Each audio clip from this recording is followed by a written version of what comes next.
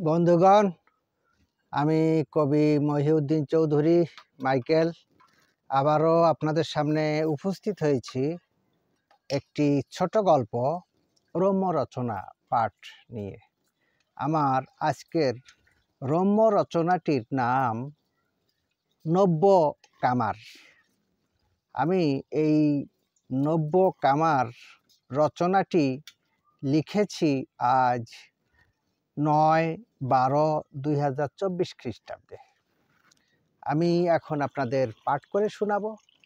তার আগে এখনও আপনারা যারা আমার এই ইউটিউব চ্যানেলটি সাবস্ক্রাইব করেন নাই, তাহারা সাবস্ক্রাইব করে লাইক, কমেন্ট, শেয়ার দিয়ে পাশে থাকবেন, এই কামনা করে আমি পাঠ শুরু করছি।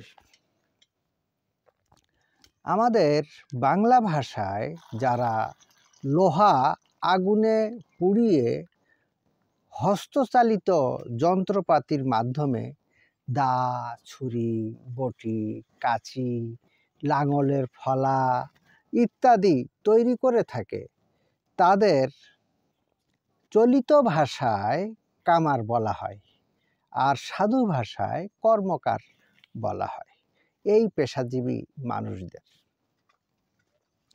প্রাচীন বাংলায় এমনই একজন কামার কোনো এক গ্রামের হাটখোলায় কামারের কাজ করত তার নিজস্ব দোকানে, এবং তার পাশে ওই কামার তার পরিবার নিয়ে নিজস্ব জায়গায় ঘরবাড়ি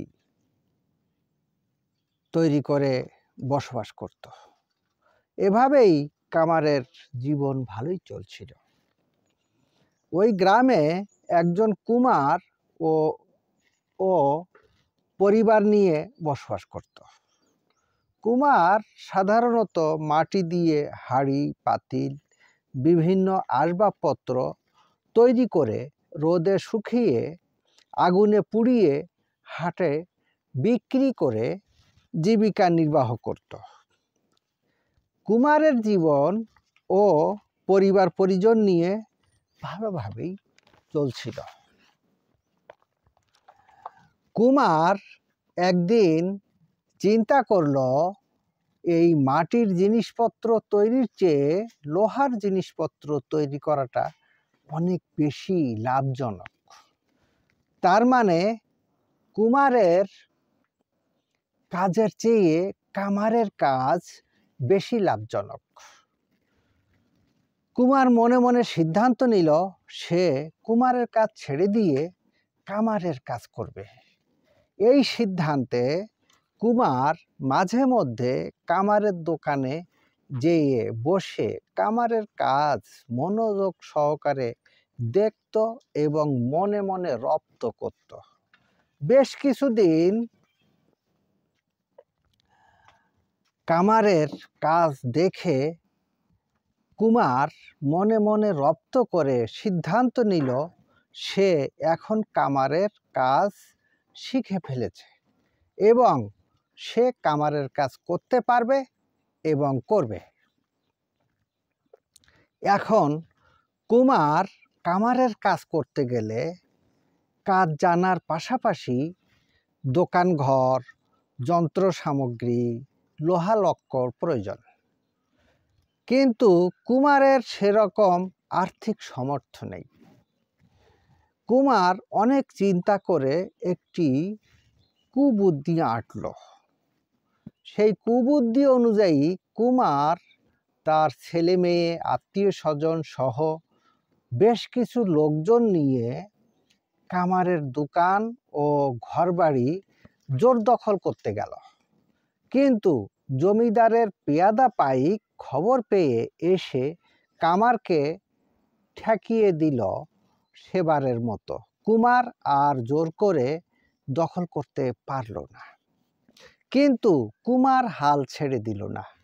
মাঝে মাঝে একইভাবে কামারের দোকান ও ঘরবাড়িতে হামলা করে থাকে, কিন্তু সফল হয় না। এভাবে বহুবার ব্যর্থ হওয়ার পর কুমার চিন্তা করলো জমিদারের পেয়াদা পাইকের কারণে আমরা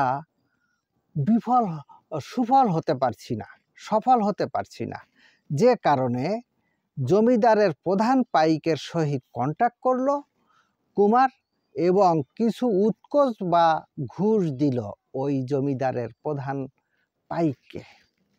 এবার কুমার কামারের উপর হামলা করে জয়ী হলো, কারণ ঘুষ খেয়ে জমিদারের পেয়াদা পাইক কামারকে আর রক্ষা করতে আসে নাই। এখন কুমার মহা আনন্দে নব্য কামার হলো, আর কামার কুমারের ভয়ে পালিয়ে অন্যত্রে চলে গেল। নব্য কামার কুমারের কাজ ছেড়ে দিয়ে নিয়মিত কামারের কাজ করছে। কিছুদিন পর নব্য কামার একটি লাঙলের ফলা তৈরি করলো। লাঙলের ফলাটি তৈরি করার পর আগুনে পোড়ানো লাল রং হতে যখন লোহার তৈরি লাঙলের ফলাটি কালো রং ধারণ করলো, তখন নব্য কামার মনে করলো এই তো প্রথম কোনো লাঙলের ফলা আমি তৈরি করেছি, কেমন হলো এটা একটু হাতে ধরে দেখি।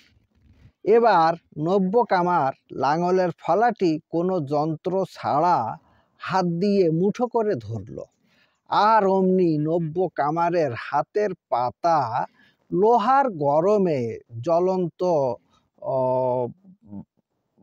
প্রচণ্ড গরমের কারণে পুড়ে হাতের পাতাটি খসে পড়ে গেল। এবার নব্য কামার লোহা আগুনে পোড়ানোর পর কেমন রং ধারণ করলে বা কত সময় পর গরম কেমনভাবে ঠান্ডা হয়, এই অভিজ্ঞতা না থাকার কারণে হাত হারিয়ে চিরতরে ওই নব্য কামার বেকার হয়ে গেল। আমার এই রম্য রচনাটি এই পর্যন্ত। সবাইকে ধন্যবাদ।